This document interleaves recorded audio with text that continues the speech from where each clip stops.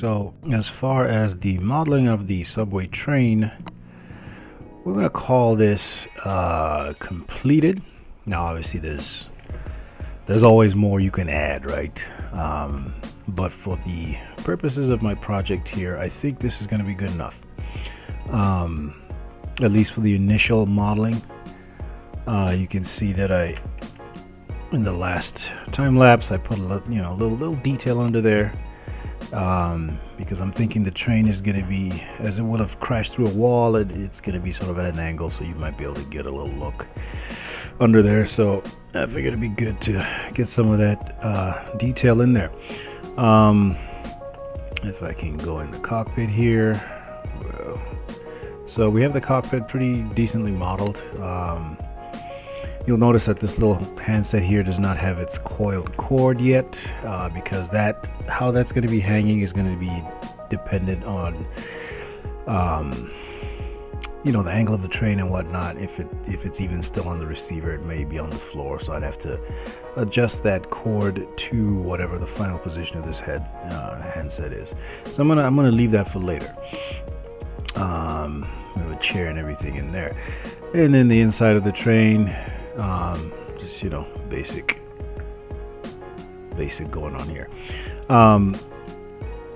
So the plan here is, if we look here, this is my early layout pass of kind of this tunnel system here. The character is going to be coming down this tunnel going that way, and if I zoom in here, as he gets to this section here, there's been a collapse here, so this right tunnel is blocked off, but he has to go down this left tunnel. And if I just zoom out of this, all these other things are just tunnel sections that I duplicate over and over again to use. But what you'll see is, as he turns this corner to go down the left side and then comes through here, so let me zoom in here so we can see.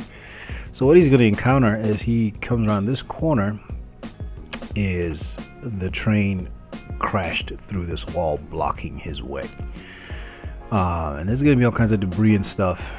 Again, this is just basically a layout pass of the set. Obviously hasn't been dressed yet, but the only way through will be for him to climb in that front door on the train. So this is kind of how I laid it out. Is the train will be at some kind of angle.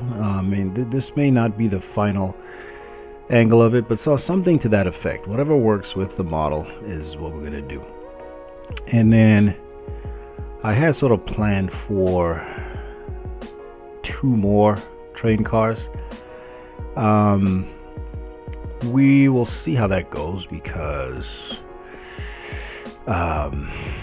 we are at about 961,000, so it's almost $1 million for the one train car.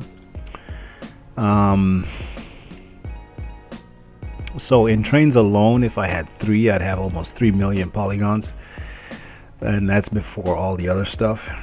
And yeah, in case you're wondering, if you're not familiar with this software here, this is 3D Studio Max. I do a lot of modeling in there, so I kind of go back and forth.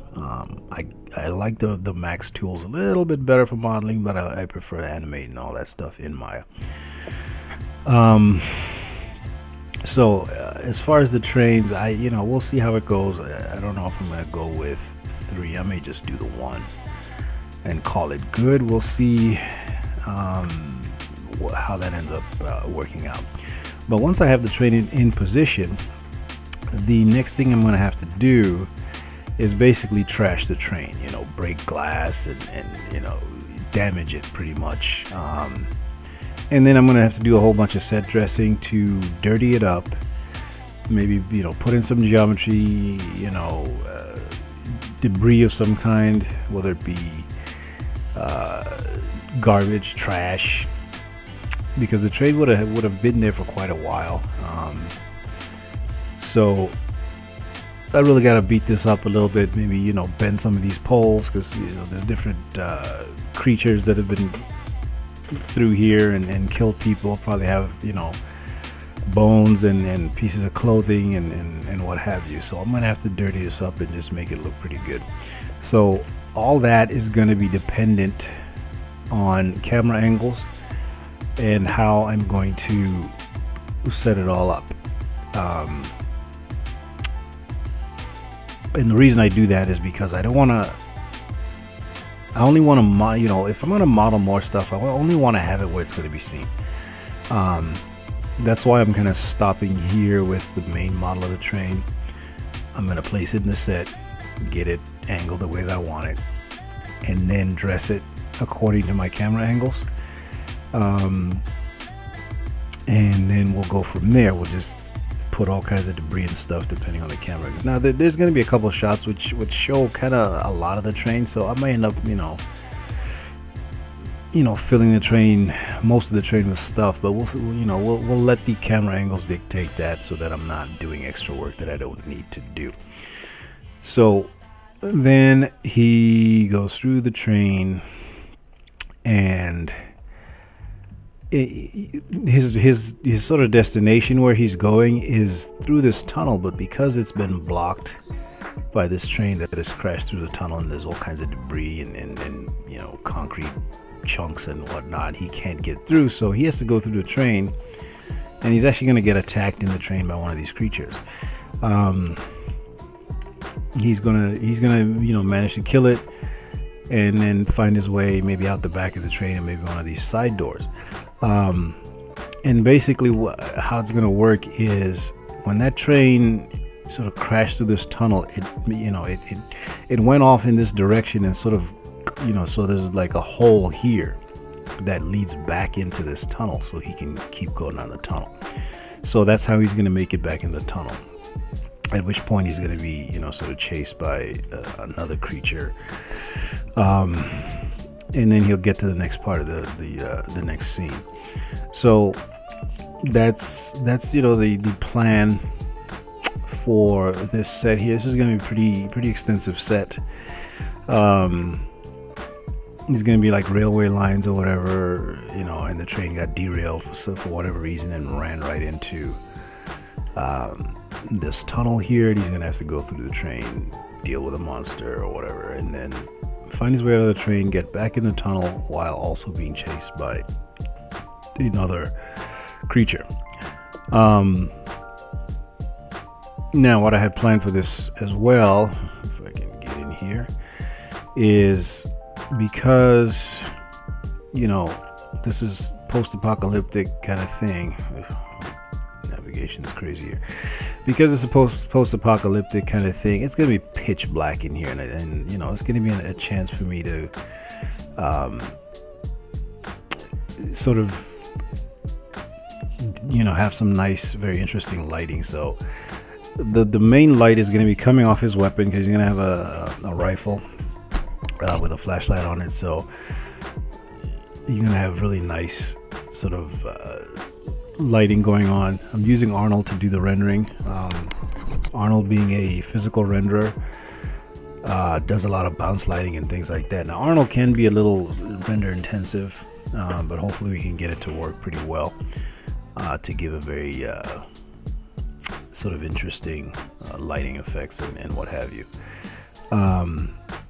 And I'm gonna put a little bit of fog in there to act as dust, so that the light can, you have that sort of volumetric light effect.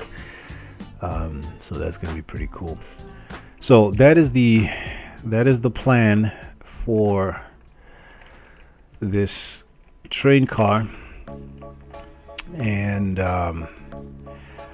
so as far as the specific train car tutorial, this is pretty much where that ends. I don't know what my next video is going to be about. I don't know if I want to do videos of setting up the set and all that. We'll see how that goes.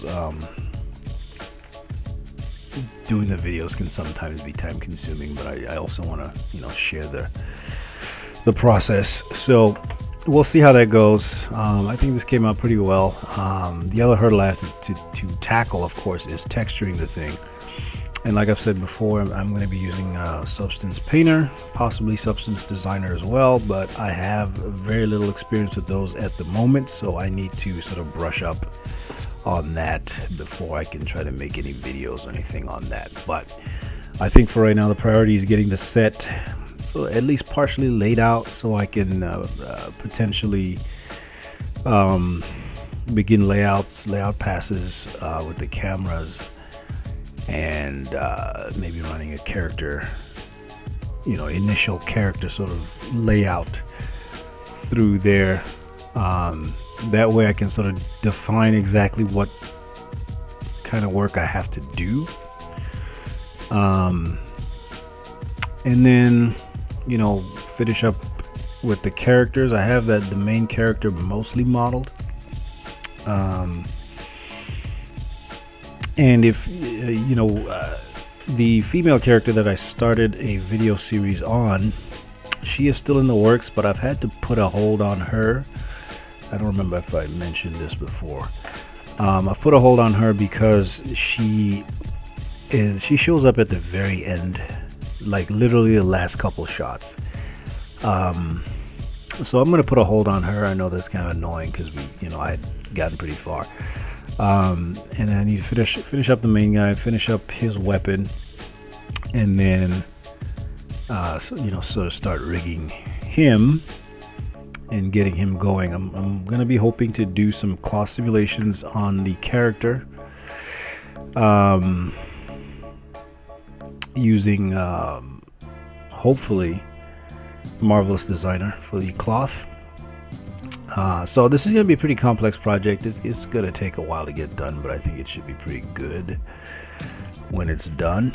I also want to do a little bit of fluid simulations in there for maybe when he's walking through the tunnels, maybe there's water in this little trench here that he can splash through, just to add a little interest. But again, it's gonna depend on the poly counts that I'll be getting to, because I've done some initial sort of rubble and debris here, as you can see, busted chunks of wall and things like that.